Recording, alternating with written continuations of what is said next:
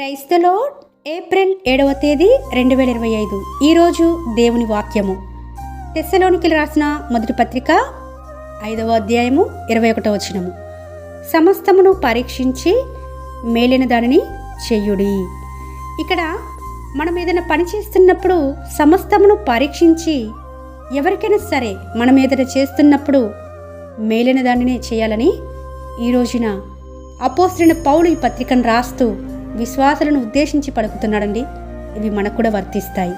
అనేక సార్లు మనకు తోచిన విధంగా ఇతరుల పట్ల మనం చేస్తూ ఉంటాం. అయితే మనం చేస్తుంది మేలైనదేనా కాదా అనేది సమస్తమును పరీక్షించి చేయాలని ప్రభు ఈ దినం మనమంతా స్పష్టంగా మాట్లాడుతుంటుండగా, మనం చేసే ప్రతి పనిలోనూ మేలైన దాన్ని చేసి అనేకులకు మేలు చేసేవారిగా ఉండాలని ప్రభు మన యొద్ద నుంచి కోరుకుంటుండగా, ఆ విధంగా ఉన్నట్లుగా దేవుడు సహాయం చేయాలని కోరుకుంటూ మీ సహోదరి ఎలిజబెత్ రాణి.